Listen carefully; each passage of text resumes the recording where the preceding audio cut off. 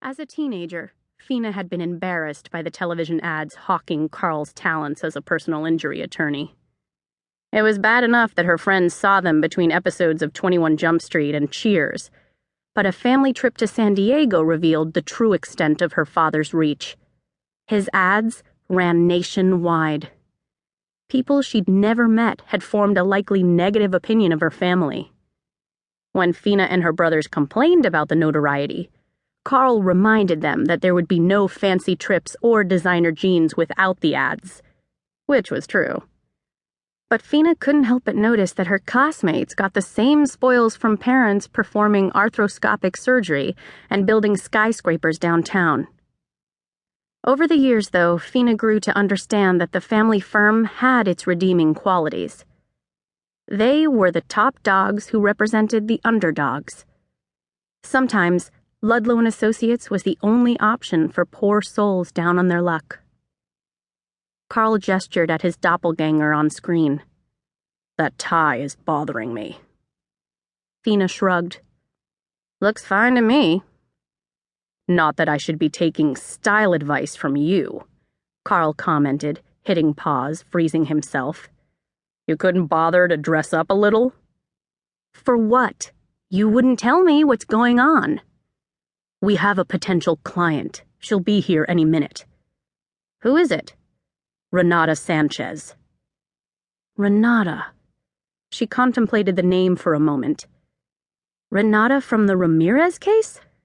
"That's the one." Renata Sanchez had been a peripheral witness in a lawsuit a few years earlier. Fina had done some basic background on her and a phone interview, though they'd never met in person. She was the director of the Urban Housing Collaborative, an organization dedicated to addressing the housing challenges of the poor.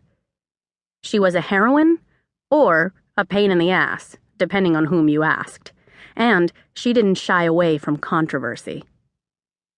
Fina walked over to the bar tucked into the corner of the office. She pulled out a cold diet soda. "That stuff is crap, you know," Carl commented. "You think?" Fina asked, eyeballing the bottles of booze on the bar. Carl took good care of himself. His broad shoulders and flat stomach belied his age, but he had a selective memory when it came to his own vices. Carl ignored her and clicked his mouse. Fina popped open the can and sat down across from him. She took a sip. "So, tell me about Renata." Fina put her soda on the desk and rocked onto the back legs of the chair. The furniture in Carl's office was high-end and contemporary.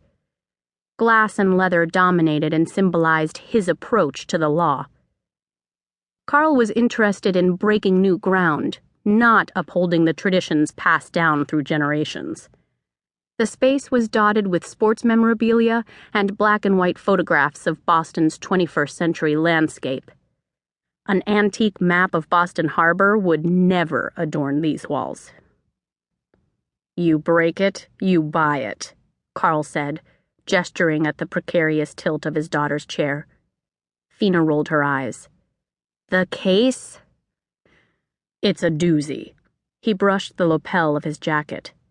"She wants to sue the cryobank that provided the sperm for her kid." "Why? Is there something wrong with the kid?" "No, she thinks she and her daughter have a right to know the sperm donor's identity, despite signing off on an anonymous donation 17 years ago. Fina gently squeezed her nose. "There's no way she can win." "Maybe not." "So why are we even meeting with her?" "I want to see how it plays out." "Sounds like a waste of time to me." Fina dropped the front chair legs back to the floor. "Let me worry about that." Carl narrowed his gaze. "Is that blood?" "What?" Fina reached up to her nose and dabbed at a lone drop that had materialized. "Damn, I thought I stopped it." She rummaged in her bag for a tissue and blotted her nostril. "Very classy," Carl remarked. "Ms. Sanchez is here," Carl's assistant Sherry said, poking her head into the office before Fina could respond.